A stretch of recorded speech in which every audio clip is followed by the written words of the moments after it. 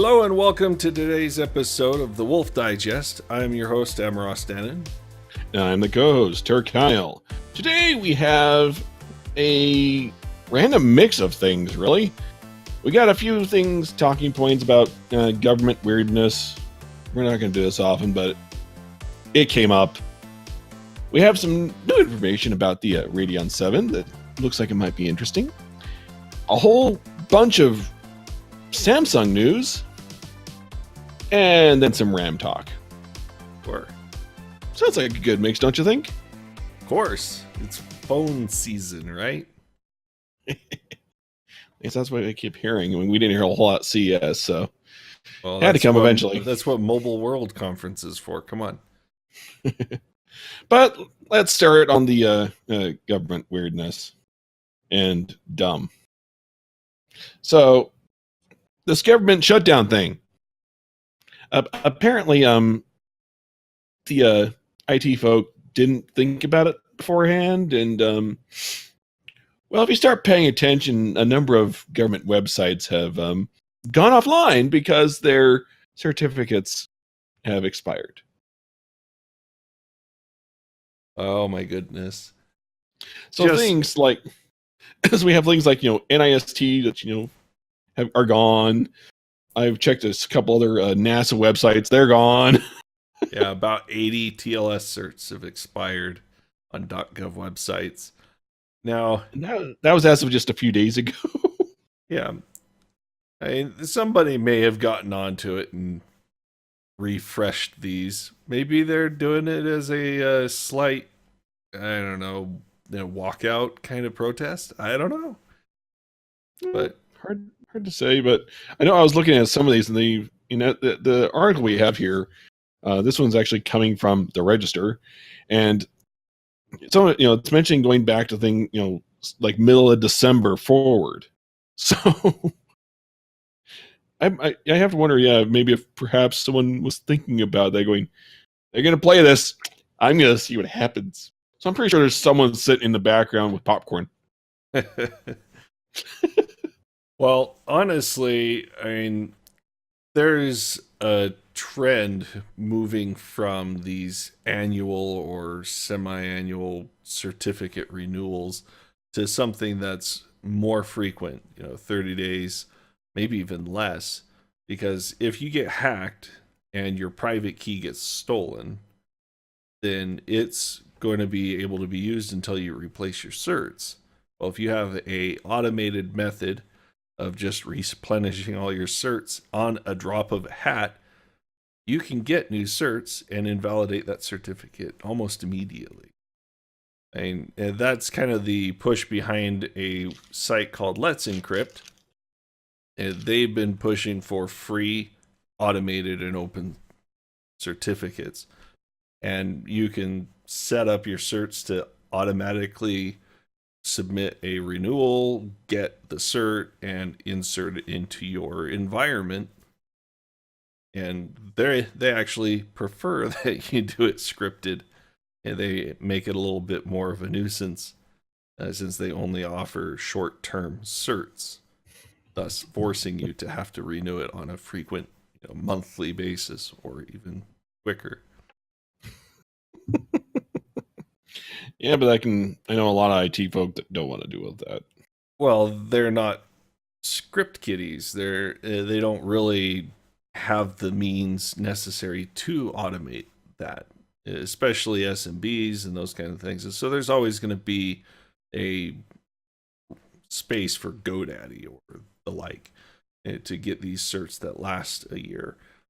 But anyone that wants to use a more open or free alternative, you have sites like Let's Encrypt that is willing to issue certs for that short time frame. Well, at least when it comes to the government, we know that there's her toes now, and and more going down by the day, probably. Yeah, so it's basically becoming a matter of attrition, and I'm sure that at some point, I don't know, we'll probably end up losing whitehouse.gov at some point, among other things. No, those are essential personnel, remember? I don't think it's going to make a difference. Oh well, So, on to some good news. fun AMD news. Radeon 7. Everyone's favorite card they just heard about, right? Uh, Yeah, with everything ranging from why to it's expensive to is there a reason for this to Nvidia going meh. yeah, I mean, it is a card that slots around the 2080 and is slightly better in price point, some, but it's not compelling enough, in my opinion, to really merit a $700 price tag, except for the fact that it comes with 16 gig of HBM. But there's some hidden secrets to this card as well. In an interview with 4Gamers, AMD's Adam Kozak actually confirmed that that Radeon 7 graphics card supports DirectML. You're not familiar with what DirectML is. It's a new technology of sorts in DirectX that's coming in the spring 2019 patch. Cross your fingers that it actually comes in the spring. That is, It doesn't blow up. Don't forget the doesn't blow up part. yeah, assuming that the spring update doesn't blow up your Windows 10 and force you to nuke your computer, right? Again, and well, I'm just going to go with the blow up because they could stop the nuclear computer and then it'll blow up again. I mean, look at the last couple of patches have kind of done. Yeah, the October update that ended up being the December update. And then the patches that blew up that one and the April update. Don't forget that part. Yeah, well, basically, lesson to be learned: don't be a first adopter if you're running a production machine, such as your home computer. No alternative. But the DirectML is machine learning built into DirectX. You have API calls, that kind of cool stuff. Think of it as an ability to have the tensor cores that are on the RTX series cards at your fingertips to do deep learning. For instance, Microsoft actually used DirectX or the DirectML to do what DLSS does, where you got your deep learning super sampling to upscale imagery. That's just one possible use for it. You can combine that with the DXR, which is the DirectX ray tracing, and have essentially the same suite of tools that you would get with an RTX card, but using DirectX in a more, platform agnostic sense. And depending upon how it's used, and as we've talked about before, with the software developer actually pulling off ray tracing with just software. Mm-hmm. I mean, with a card this thing is, current information we're hearing, it says that between CS and what we know a little bit so far is that this will planet somewhere around the 2080 potential range. And if you, with the amount of RAM on that thing, that means there's a lot that can be stored in the card. Yeah, I mean, So you have a lot of overhead you can utilize. They did cripple the floating point 64 stuff, so it wouldn't be something that would be appealing to like a workstation graphics. And so you're not going to be rendering high quality 3D content on this video card. You're not going to be doing high precision stuff, essentially. Scientific calculations, probably. But the 16 gig of HBM gives you access to a lot of RAM that you can use to do all of this machine learning stuff or the ray tracing stuff. Have more information on the card to siphon through to get better quality graphics. I think it has some promise. We'll have to see when it actually gets utilized. Like I said, we won't be seeing it in action until the patch drops in spring. Yeah, it's a wait and find out. And at least from the current information we have between this and what we've seen, it seems like this card is going to kind of attempt to, so to speak, brute force its way into that area. Well, if any card has the ability to brute force, this is going to be a card to do it, because it has the updated Vega core essentially, but on 7 nanometer, it has as much HBM as they could throw at it and still not be stupid in price. It's definitely a stopgap measure, in my opinion, but at least AMD does have an answer to RTX, and that is implementing the DirectX methodologies for machine learning and ray tracing, you know, rather than creating their own software.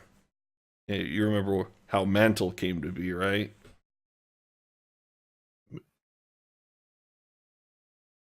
Basically, they're trying to avoid another Hairworks kind of thing, or the GameWorks branding that requires buy-in from developers, and just providing it just raw in DirectX to begin with. So interesting stuff. I completely forgot about that. The what? The Hairworks? Oh, I remember Hairworks, but I forgot about Mantle. It's like, yeah, that was I'm not remembering this one. That was AMD going, you know what? DirectX is taking too much time and CPU to render these frames. We can do it faster and less hard on our Belldozer CPUs, so that our CPUs don't look so bad. So they came up with Mantle, which just bypassed a lot of that, put a little bit more load on the developers, but allowed them to get very fine control over how their frames are rendered, getting closer to the metal, and be able to get those frames out faster without taxing the CPU. A lot of the DirectX 11 stuff was just taxing the CPU, getting all of the triangle lists and all that formatted and thrown out there. And they were able to shortcut that, make their CPUs not so much the bottleneck anymore, and start to look a little better, honestly.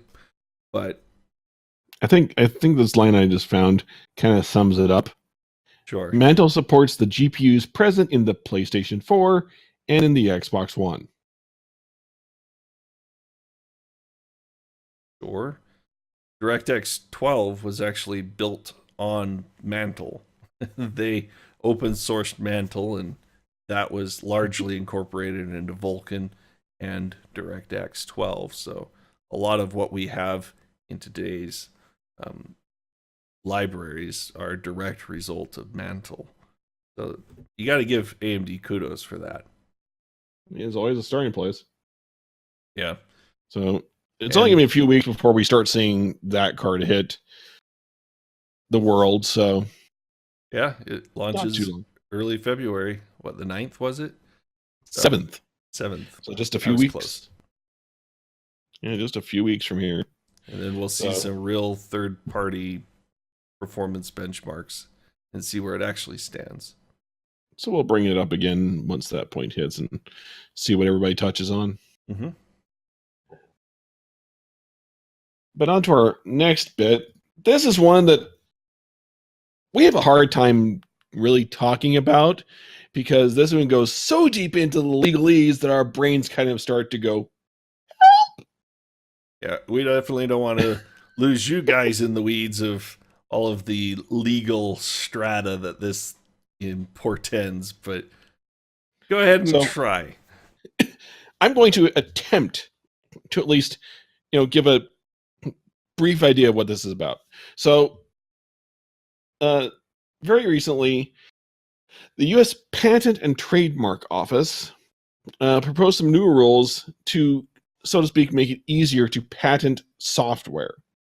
Now, if anyone who's been around the software industry has paid attention over the last several years, we've been seeing software patents being invalidated or shot down because a lot of them are, well, dumb. And or overly broad. Exactly, and has given rise to the term patent troll, especially in regards to software patents. But apparently some changes are made that could undo some of that backing and could make it easier for these, crap patents to start coming up again.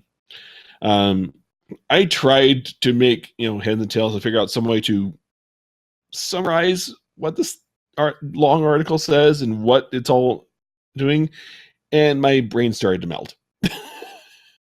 Yeah. So if you understand the legal side of things and wanted to read more into what's going on with the patent office and read into how bad this could actually, because what I'm gathering from this is it could be very bad. We link down in the description. Go have a read. It's a couple of pages. Click on some of the links, have your brain melt a little bit. By all means, leave a comment with your summary that might give a better explanation of what this is actually doing and how it's going to affect us.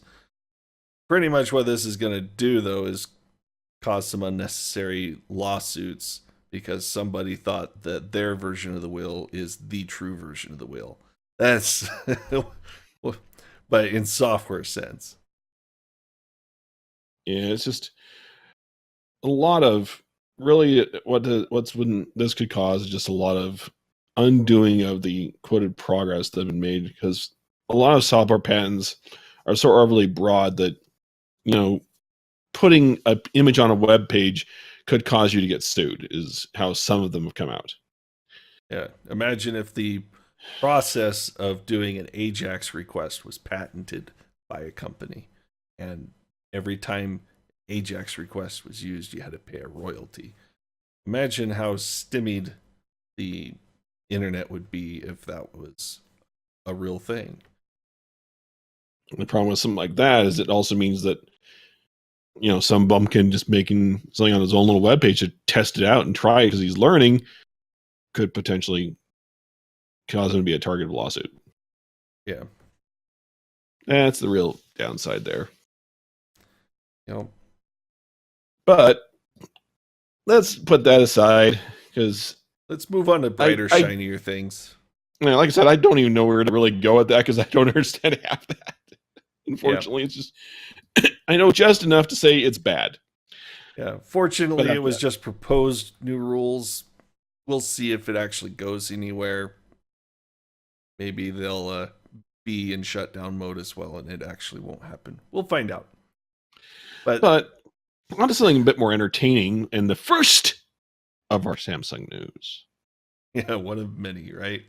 So Samsung is planning mass production of three nanometer GAAFET, GAAFET chips in 2021. A little ways out, but if you're not familiar with how manufacturing is done right now with gates on transistors and for CPUs and such. Right now, we're using a FET method. Intel likes to call theirs FinFET, where they have 2 or 3 fins that they use to lock gates. What this GAAFET is a gate all around FET. So they actually completely surround the fins with the gate locking mechanism to get better efficiencies out of it, less leakage, that kind of stuff. It's a newer tech, but something that had to be developed when they drop down to these 3 nanometers and actually start dealing with quantum mechanics causing leakage. And so they needed a more field effect, hence the all around than the old FinFET used to do, which that came along because the bar didn't quite work anymore either once they shrunk down to the 14 nanometer stuff. It gave them better density.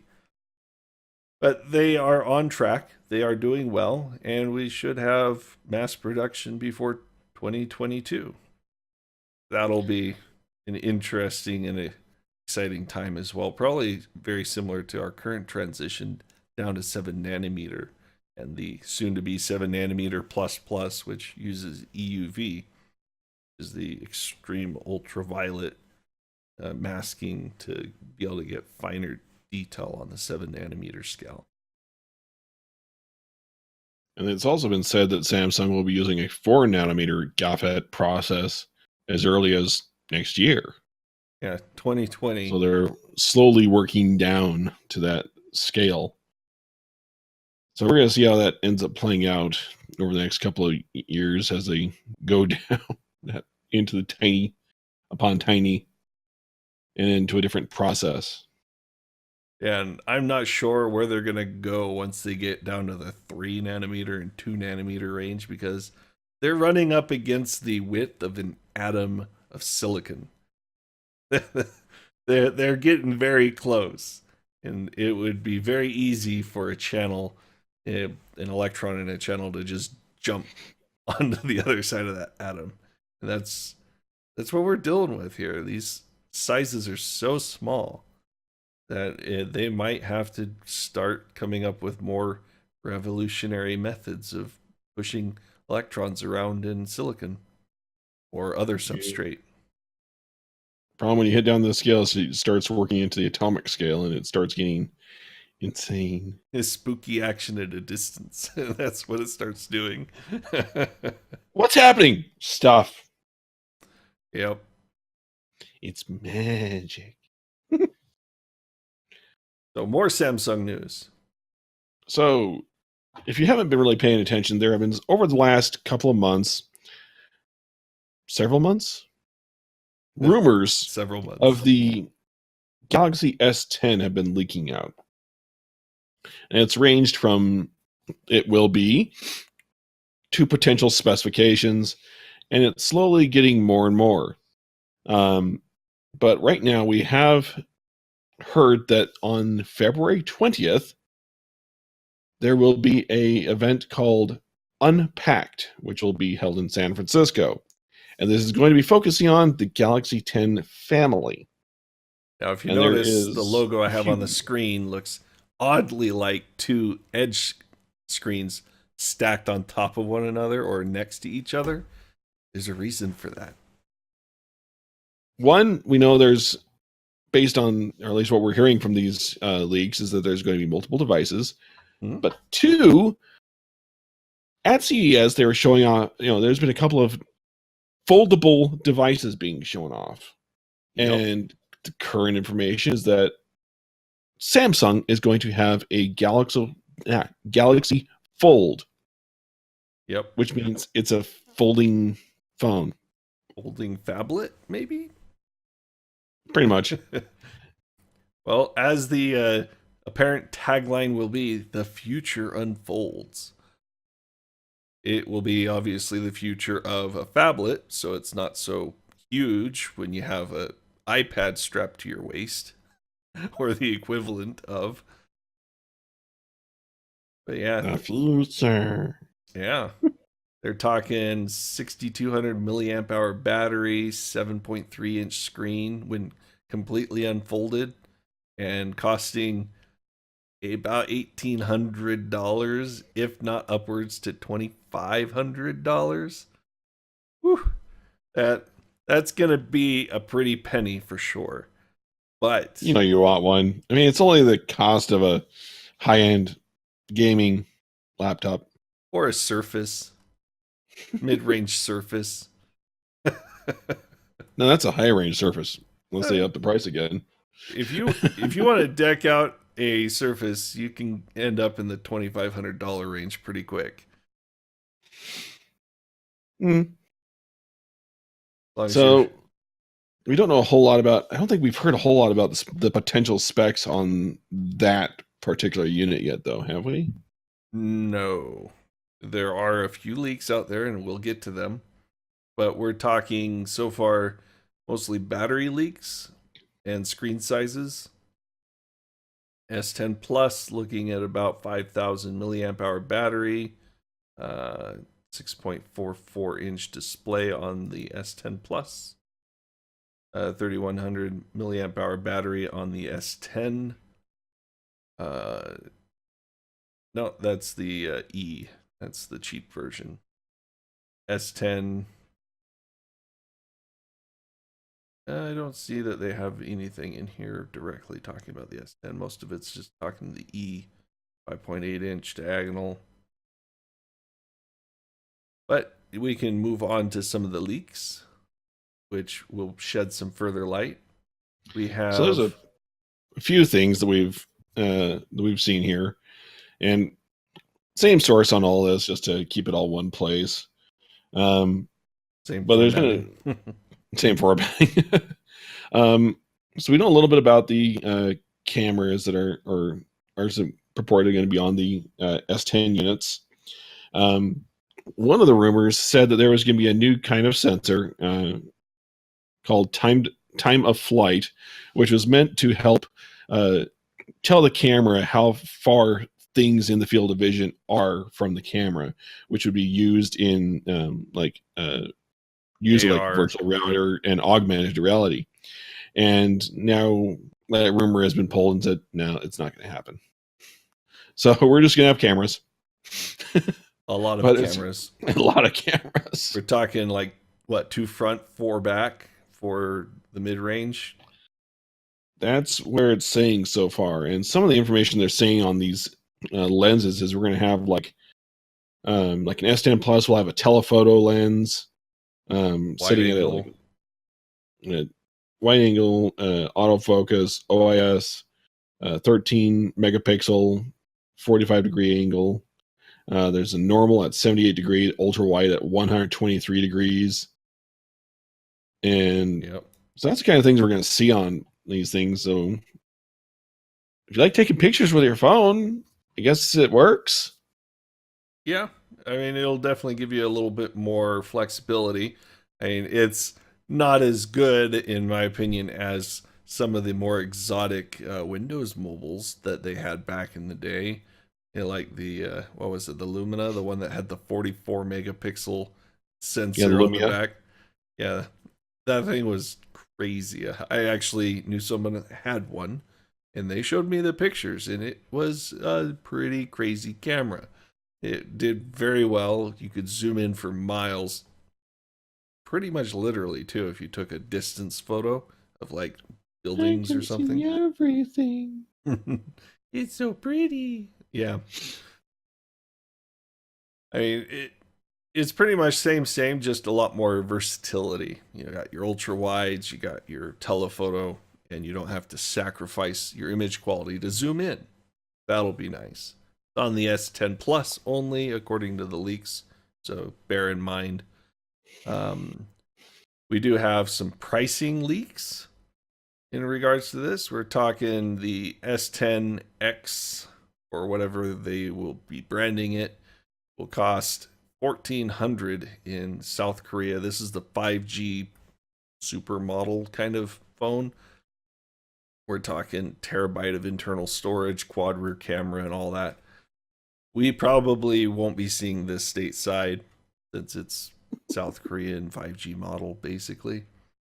We do have an approximate $758 for the S10 Lite, or E, or whatever they end up branding that.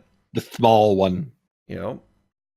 And the highest end, the S10 Plus, we're looking $1,426. That will probably either be relating to the 5G phone or the S10 Plus. One or the other, but we're talking fully kitted out, and that involves upwards to 12 gig of RAM and a full terabyte of internal storage. So these are going to be some pretty heavy hitters. If we go and look at... I didn't know my phone had a large hard drive. Yeah, 1 terabyte SSD in these things. We are looking for the S10 and S10 Plus. Looks like 6 gig, 128, 256 gig. Notice there's no 64 gig options in any of these. So finally, we've moved into the era of a decent amount of storage, because 64 gig gets a little tight once you've started taking 4K video and taking those 16 megapixel snaps all day, right?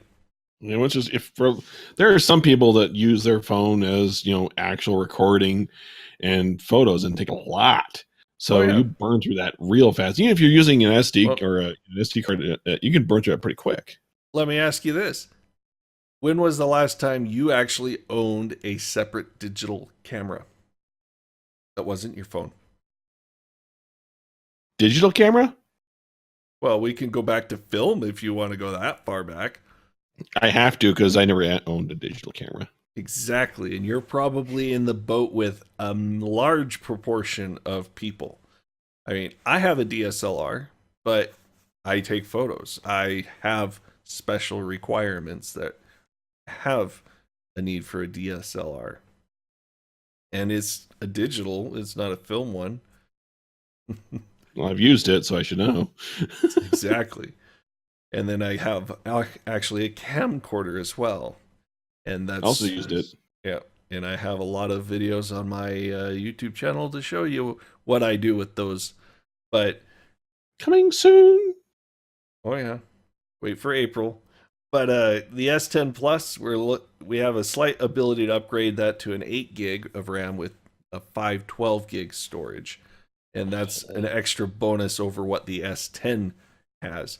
Of course, the S10e, who's going to buy that? Probably not me. I'll probably end up with the mid range, the S10, just the normal one. But the S10e has the 4 gig, 128 gig. Notice how they still don't have the 64 gig option here. They're 128 gig all the way across the bottom of the line here. They're just saving some money by doing the 4 instead of 6 gig of RAM. Can't say I don't blame them. That's a pretty smart way to handle it. And then you got your S10 5G, which is in Korea. We won't see that here, but think of it as an S10 Plus with higher end option. And then you got the Fold, which looks like it has 12 gig period with 512 or even 1 terabyte of storage. And I don't see that 1 terabyte option on either of these higher end 10s, only the 5G version. So maybe they might trickle out a version 3 months down the road that have the 1 terabyte option. Honestly, I think they should bring it out day one if they're going to do it, because everyone that wants the phone is going to be upgrading in that first month or two. And it's possible they could throw it out, but at the same time, I've seen in the past where the higher storage units never came stateside. Yeah, because everyone on the state side has this phone cycle thing where they're on this 2-year cycle because that's the length of time that their phone carrier sells these phones for on a package plan. Here's your X dollars a month for 2 years, and you end up owning the phone at the end of it. Or you can do the T-Mobile route where you still have to buy it out at the end of the term or sell it back. And that's something that AT&T has actually been doing as well. So yeah. Well, to be fair, what do you do with your old phone when you upgrade to the new one? I don't know. I've been kind of off in my own little world. Remember, I was running on an S5 until it finally gave up the ghost. Yeah. Well, I know my kid uses it as a mini tablet in a pinch. Like when we're driving somewhere in the car, you can just say, here, be entertained with this or something, right? It definitely digital babysitter. Hey, I don't have a vehicle that has a DVD player strapped to the back of the driver's seat. So what am I going to do, right? Oh, first world problems for sure. Yeah, it's nice that they finally decided to actually, baseline at 128. I mean, it only took them 10 years. Yeah. Hold on. Let me go look at something really quick. I have to mute myself for a second so you don't hear my fast typing. But there was a few years back where Canonical tried to make a phone. You remember that, right? Actually, no, because that was a blip on the radar and a bump in history. So years ago, Canonical attempted to do a Kickstarter for an Ubuntu phone. Yeah, I do remember the Ubuntu phone. And they had it said that they had to hit a certain mark in order to go through with it. So if they didn't hit that mark, then they would just refund everybody. Yep. And it came up about a couple 100,000 short. They were going for like 1.5 million on the Kickstarter. Yeah. And that the specs on that particular device, I don't know if I can find it anymore. Or take it Are they going to read but, like the specs of the original Nintendo? Oh no. The specs they were shooting for were about 3 to 4 times the top end device Of the time. Yep. Yeah. I mean, so you got to look like at it.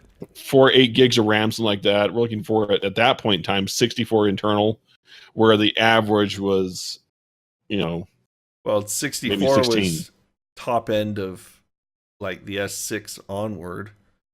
I mean, you were hard pressed to find 128 on a phone without having an extra add-in card to do it. This is back when 16 was commonplace. Yeah, the S4 era. Or earlier, yeah.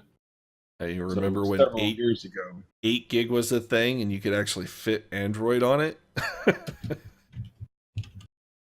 see if I can find it. And I think I found it. I think the other thing to show, in addition to this, we also know what the CPU is going to be. We're talking the Snapdragon 855, and this is going to be stateside. The international version is going to use the NEOS chip. But we have some benchmarks that have been leaked, I guess you could say. The particular one is Antutu, which everyone likes to use the iPhone as a comparison. And the score actually slightly beats the iPhone in the iPhone XS, mind you. Because if you look at what an iPhone X, which is what more people tend to have, it seems, it's significantly less of a performance in Geekbench and Antutu. So just note, if you have an iPhone X and think you're getting the iPhone XS scores, you're not. With the Snapdragon 85 or 855, you have the CPU, which is slightly worse by 6%, 7%. GPU, I was surprised at this. It's actually 20% better. And then your user experience is 13% better. Memory is worse. I mean, 10 versus 64, I think something's wrong there. Oh, yep, they doubled it. They duplicated the UX score down into the memory. So that's why. Just note that it's 15% worse, so this number is probably like 11 or 12 in actual. So, aha. I think that's what I've actually seen on some other marks as well. Yeah. I doesn't track it down again. You can see the single core performance is significantly worse, probably because it's using either just a single high-end core or maybe even one of the weaker cores. The multi-core, because it can bring all of its cores to bear, which it will be, 2 more cores than the XS has. The 812 Bionic, which is in that. It actually pretty much ties. And then about 2.5% difference there. Yeah. Then the last two there are Jetstream 1.1 and speedometer. That's attempting to show real world, I guess, but yeah. So it's one of those cases of it's significantly better than the 845, but when you compare it, it's some ways better, some ways worse. Yeah, and the Google Pixel 3 that just recently came out, it's across the board just night and day better. That's 50-70% better kind of stuff. So it's definitely, if you like the Pixel 3, you'll really like what the Snapdragon will bring to bear with this new 7nm version. It's always nice to see the phones getting a little more, up on specs, since they hurt, especially with some of the changes that have been made of late, where it just, one change could mulch a phone. Yep. Oh yes, and as a by the way, I did find the old specs.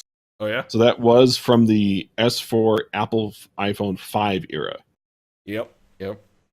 So back then, the S4, was sitting at about 16 gig internal. iPhone 5 was sitting at 64, but only 1 gig of RAM. And well, 64 was their higher end one.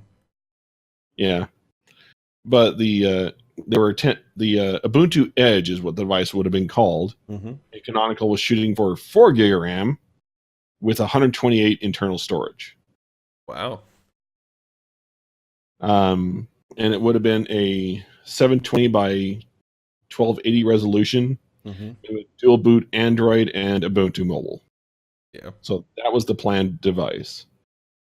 At what price? They were, one device would have been 700. So that was back in 2014. Yeah, which was pretty in line with the high-end Galaxy phones. Yeah, as I said, it never made goal, and so yeah, it toasted. It probably had a few too many sacrifices in one way or another. I mean, the screen resolution is worse than what was on the S10, so, or the S4, I should say. It beat them both, actually. It had side by sides. I thought the S4 had a 1280 by 800 or even a actual 1080p screen. Let me pull that tab back up and I'll link it over to you. On that page, they actually had it set up so you could actually see a comparison of what they wanted to do versus the current, common models. And that's what they were comparing. Yeah, the S4 was a 1080p pen tile at 441 it was higher. PPI. So but that was a 5 inches versus the 4.5. Yeah, so that's a PPI issue though. And it had Corning Gorilla Glass 3. Oh, fun. Yeah, so that's what they were shooting for. Yep. It's been a long time since then. Yep. It had some merit. I don't think they had the economies of scale that would really allow them to make the slight adjustments to make it an attractable phone. Like I said, the screen itself was slightly behind the current running S4. Yeah, primarily what they're shooting for is a bit higher end, something that could be treated like a small computer, basically. Yeah. That was kind of what they were. The RAM and the storage. Yeah, one of the ideas is they wanted to be able to allow it to plug into a monitor and you could actually use it like a computer. Yeah. Hence the dual boot bit. Yep. And that would have been a very interesting use case for sure. So, but now we have, other devices that just do it better, like Asus's phone. Yeah. That gaming phone is that's a pretty high-end device for sure, and it costs. But I think with this foldable phone, we're gonna see a new definition of expensive. Mm-hmm. Of course, you have extra cash? Go for this. Of course, the gold-plated iPhone and gem-encrusted for $10K was that was extravagant on its own too. So, yeah, one of the always the difficult things, especially with phones, even our good old computers, is RAM. Yep. And since we're talking price, guess what?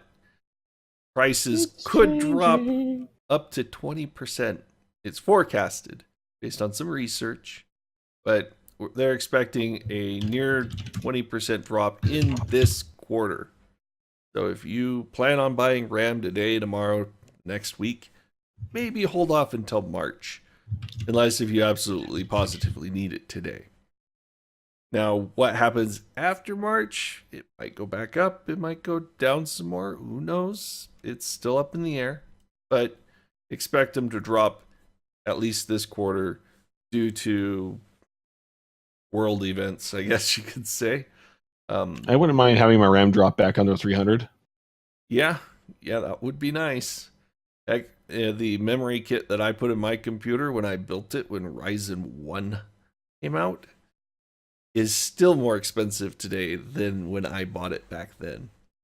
And I bought it before the price was still going up. It was on its way up, and I bought it a month early just so I would actually have it at a cheaper price than when the Ryzen actually came out. And I bought mine. It's doubled in price since then. Mm-hmm. Yeah, it's pretty stupid for sure. But Micron, they already kind of made a move and slowed their output. And I think they even maintained a slightly lower price in order to keep their stash low. But all of the other memory module makers haven't quite done the same thing. So they're going to be facing some slashing in order to get these older components shipped. Excess inventory, they say. But Supply and demand. yeah, but they'll have an opportunity to reduce production in order to move the chips out of the channel, and it might cause the prices to stabilize. Fortunately, that's bad for us consumers. Especially since the prices have been so high for so long. Yeah, our bottom line is that zero at the bottom of our checkbook, right? Well, it's like over the last year, you and I have had at least a dozen different times minimum of people asking us to help them spec out new computers. And we would spec out all this stuff, and then we hit the RAM, and we would actually sit going, okay, how can we make this cheap but decent? Yep. And we have to go with like 8 gig options because 16 is out of budget or would cost more than the video card that they wanted in the system.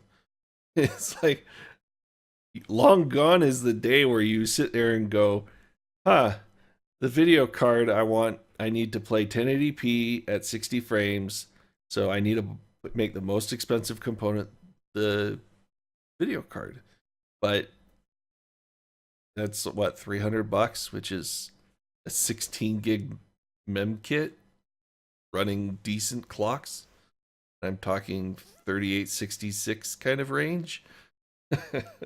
Well, like I've said before, when I built that my behemoth down there, that thing, the two most expensive pieces were the video card and the CPU because Intel.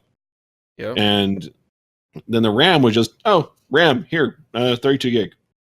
Well, it wasn't even thought about it. It's just 32 gig. Yeah, because if you're gonna spend that much on a CPU, you might as well go with a decent amount of RAM to actually be useful. I mean, I dropped 32 gig in mine, no questions, just day one, boom, there it is. But I was speccing a Ryzen 1700X at the time, and so even when I built that, it was that particular pair of sticks was less than $200. Yeah. So it was just a matter of, that's kind of where I expected the price to be. So plunk. I mean, but fast forward just a year and a half, and it was like try to get 32 more gig, and you remember hearing me sitting on it going, "Come on, just go down a little bit." I mean, when you're splitting hairs over $10, just spend the $10 out of the 200 or 300 you're spending. But when it is significant, $100 difference between 2666 megahertz and 3600 megahertz, you're sitting there going, well, do I really need that extra clock speed, right? And with Intel, it doesn't really matter too much. You can run 2466, 2666 and not really get too much performance impact except for in memory bandwidth intensive things like compression or things like that. But with AMD, their CCXs and the Infinity Fabric being tied to the RAM speed, it makes a difference. And you can see that just off of actual like game benchmarks or synthetics, really, that show you where that scaling is. And there's a very noticeable inflection point at 3200 megahertz, and that's kind of the sweet spot I've always kind of targeted for RAM, basically saying don't go below this. But if you want to go higher, you can, but it's not going to be worth it. I mean, after 3466, it's almost a vertical line. In real world benchmarks, you're talking Far Cry kind of stuff on this site, it's not noticeable between 32 and 37, 33. It's not, but you go below that and you'll start to see those frame rate dips. And you can see that all the way up to 3466 when you crank up or crank down, I should say, so it actually stresses the CPU more rather than the GPU. And then you look at the actual cache synthetics, it's very noticeable where the inflection point is at 32 and 3466. So in this era of expensive RAM, speed may not necessarily be the answer, but try to at least target the 3200 megahertz, because you will notice a difference as you go down.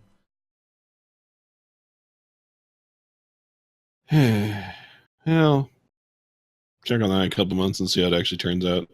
Hey, with the new Ryzen 3000 series coming out, if you're looking to upgrade, you might want to look at buying your RAM near the end of March when prices are favorable, because we don't know where they're going to go from there just yet. Keep your ear to the ground.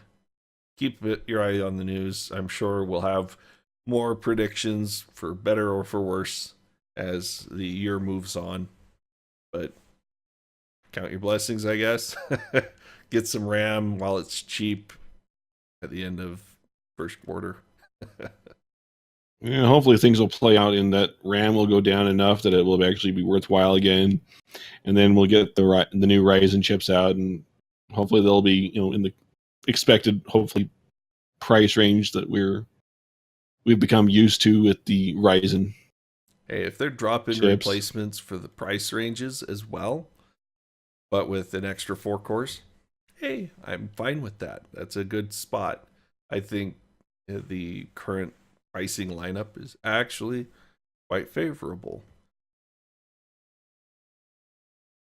Yeah, I would love to see, like if everything plays out as the current links we have out there, if they come out true, then having that 8-core chip that's less than half the price of a 9900K. Yeah. a Ryzen 5 replacement with 8 cores, 16 threads, and then potential for a 12 and 16 core. Oh, yeah. It's just that could potentially be the mid-range, people, not the upper end. Yeah, so if you're looking to buy a 9900K for $500, wait. You might want to wait just a little bit so you don't feel a little foolish. But you never know until you see objective third-party benchmarks. And if your computer dies today, go ahead and buy what you want. Get the 9900K if you want the top end, or settle for something in the Threadripper or Ryzen line if you want something that is performant but not quite up that high. And remember that the current boards for the higher end, especially if you go higher end on Ryzen, they'll be compatible with those new chips. Except for maybe the 16 core. The 16 core might require some special motherboard or chipset or something. Maybe even just the current gen. We don't know yet. Wait and find out. Wait and find out on that. But at least the current rumor is, and what we've been told at CES, is that at least for that the chip that was shown, what that actually turns out to be, that's going to be a drop-in replacement. So, yep, consider that. Yep, things to consider. Thanks for joining us tonight, guys. We will see you in the next one. Be sure to like and subscribe, hit the alarm so that you know when the next video comes out. Go ahead and comment as well. We like to hear from you, and we will see you in the next one. Have a good one.